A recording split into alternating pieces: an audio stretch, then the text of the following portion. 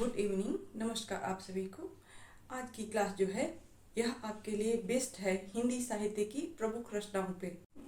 हम तैयारी करने वाले हैं आने वाली परीक्षा बीएड के लिए। बेसिक हिंदी और हायर लेवल पर इन सभी को मिला करके आपके लिए स्पेशल प्रैक्टिस सेट तैयार करके लाए हैं। मैं चित्रलेखा आप सबका स्वागत करती हूँ। इस क्लास में हम कुछ ऐसी प्रमुख रचनाओं के बारे में बात करेंगे जो सुनने में तो एक जैसी लगती हैं, लेकिन उनके रचनाकार एक हैं या नहीं हैं, तो इनके बारे में आज हम बात करने वाले हैं। ये सभी रचनाएं जो हैं यूजीसी के एग्जाम में पूछी गई हैं। हम आपके लिए आदिकाल से लेकर के आधुनिक काल तक के जो प्रमुख रचनाकार हैं और उनके जो है कुछ ऐसे उपनाम दिए गए हैं साहित्य जगत में, उनके बारे में भी हम आपको बताएंगे। तो आगे बढ़ते हैं क्लास में। सबसे पहले हम बात करते हैं कि हिंदी साहित्य की प्रमुख रचनाओं में सबसे पहले आता है आदिकाल। तो आदिकाल की कुछ प्रमुख रचनाओं के बारे में हम बात करते हैं। देखिए, पृथ्वीराज रासो यह रचना है आदिकाल की।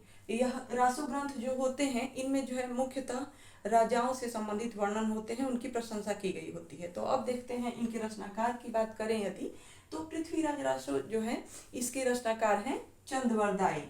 ठीक है। पृथ्वीराज की आंख, तो यह जो है इसके रचनाकार क्या चंदवरदाई ही हैं? तो नहीं, इसके रचनाकार हैं डॉक्टर राम कुमार वर्मा। बात करते हैं कि पृथ्वीराज रासो जो है यह हिंदी साहित्य की कौन सी विधा है? तो यह है काव्य। जबकि पृथ्वीराज की आंख यदि आ जाता है एग्जाम में कि यह कौन सी विधा है, तो हम जानते हैं कि इसके रचनाकार राम कुमार वर्मा है, लेकिन यह विधा कौन सी है? यह एकांकी है। एकांकी एक तरह का नाटक होता है जो एक अंक का होता है। तो आगे बढ़ेंगे, देखेंगे खुमान रासो। तो खुमान रासो इसके रचनाकार कौन है? इसके रचनाकार हैं दलपति विजय। इस नाम के साउथ में हमारे एक बेस्ट हीरो हैं। अब बात करते हैं अगली रचना के बारे में, परमाल रासो। तो यह किसकी रचना है? जगनिक। परमाल रासो, विसल देव रासो, खुमान रासो ये सभी काव्य हैं। ओके, तो आगे बढ़ेंगे, देखेंगे कि विसल देव रासो जो है इसके रचनाकार कौन है? दलपति नाल। आगे हम बात करते हैं भक्ति काल और रीति काल से संबंधित कुछ रचनाओं की। जैसे प्रेम फुलवाड़ी, यह भारतेंदु युग की रचना है। तो प्रेम फुलवाड़ी जो है यह किसकी रचना है? भारतेंदु हरिश्चंद्र। अब देखते हैं कि प्रेम वाटिका क्या भारतेंदु हरिश्चंद्र की रचना है? नहीं, यह है प्रेम वाटिका रसखान की रचना। अब अगला ध्यान से देखिएगा, कवितावली। कवितावली यानी अवली जिसके अंत में, वली जिसके अंत में है सामान्य तौर से, उसकी रचना किसने की है? कवितावली की रचना की है तुलसीदास ने। कवितावली के अलावा दोहावली, गीतावली इन सभी रचनाओं के रचनाकार हैं तुलसीदास। ओके, और इसके अलावा पार्वती मंगल, जानकी मंगल ये सभी रचनाएं भी तुलसीदास की हैं। तो आगे देखते हैं चित्रावली। तो क्या यह भी तुलसीदास की रचना है? नहीं, चित्रावली यदि आता है तो यह है उस्मान की रचना। उस्मान कवि उन्हीं की रचना है चित्रावली। आगे देखते हैं, हम सभी जानते हैं कि रामायण की रचना वाल्मीकि ने की है। अगर हम बरवे रामायण की बात करें तो यह तो सुनने में लगता है कि रामायण के जैसा ही है, तो लेकिन बरवे रामायण यदि प्रश्न आता है कि इसके रचनाकार कौन है, तो इसका आंसर क्या होता है? तुलसीदास। अब यदि बात करें कि बरवे नायिका भेद, यदि यह प्रश्न में आता है तो क्या इसके रचनाकार तुलसीदास जी हैं? नहीं, इसके रचनाकार हैं रहीम। यह जो है रीति काल से प्रेरित है यह रचना। ठीक है, आगे देखेंगे चिदंबरा की यदि बात की जाए तो उसके रचनाकार कौन है? तो चिदंबरा के रचनाकार हैं सुमित्रानंदन पंत। आगे बात करते हैं चिंतामणि की। तो चिंतामणि की रचना किसने की है? आचार्य रामचंद्र शुक्ल ने। यह शुक्ल युग के प्रमुख जो है प्रणेता हैं। बहुत से जो है कवि और रचनाकार ऐसे हैं जिन्हें साहित्य जगत में बहुत सारे उपनाम दिए गए हैं, तो उनके बारे में भी हम समझ लेते हैं। जैसे हम बात करते हैं कि अज्ञेय जी हैं। तो अज्ञेय का पूरा नाम क्या है? हीरानंद सच्चिदानंद वात्स्यायन अज्ञेय, उनका पूरा नाम हुआ। इसी तरह से और भी बहुत सारे कवि और रचनाकार हैं। उनमें एक और नाम आता है, एक और है हरिऔध, अयोध्या सिंह उपाध्याय हरिऔध, यह हुआ उनका पूरा नाम।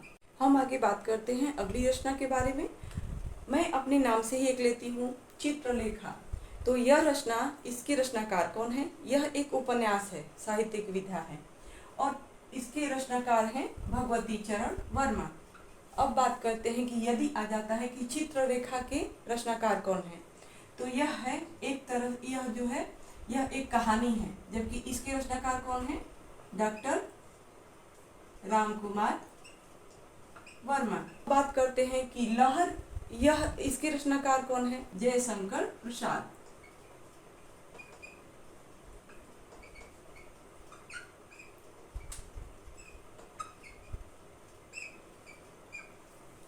अब आगे बात करते हैं, यदि प्रश्न आता है कि साहित्य लहरी के रचनाकार कौन है, तो जो है ये साहित्य लहरी जो है ये सूरदास की रचना है। ठीक है, सूरदास।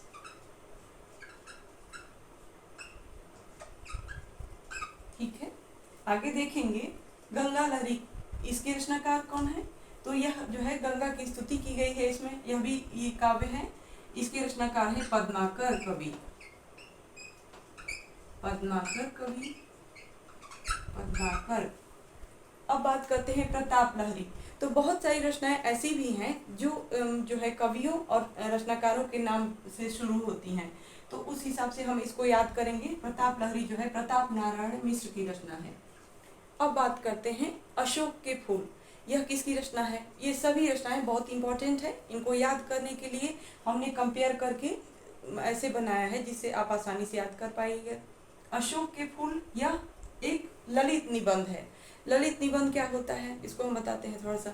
ललित निबंध एक तरह से आप कह सकते हैं कि ऐसे निबंध जिनको पढ़ने से हमको हंसी आए, यानी ऐसे शब्दों का प्रयोग चुन चुन के किया जाता है जो एक तरह से व्यंग्य होते हैं।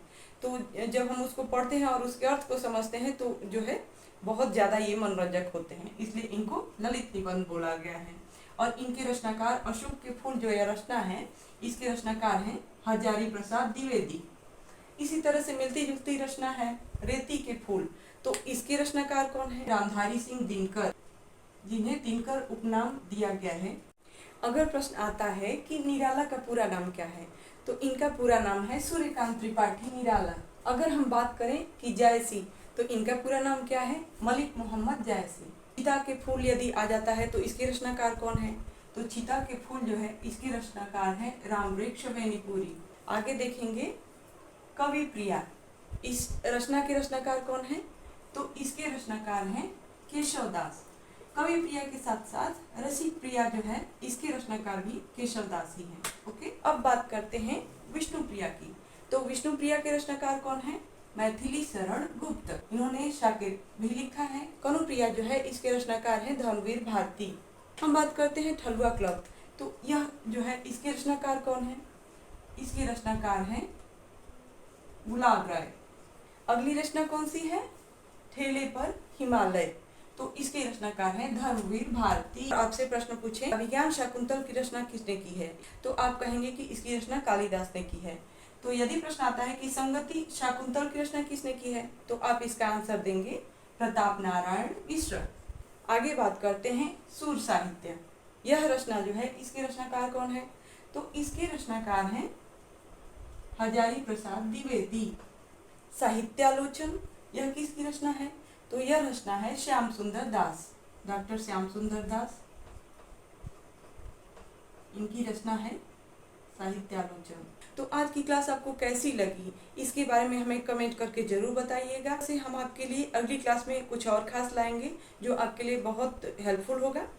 अगर आज की क्लास आपको पसंद आई हो तो इसको लाइक कर लें। अगली क्लास में फिर से मिलते हैं एक ऐसे ही इंटरेस्टिंग टॉपिक के साथ। तब तक के लिए नमस्कार।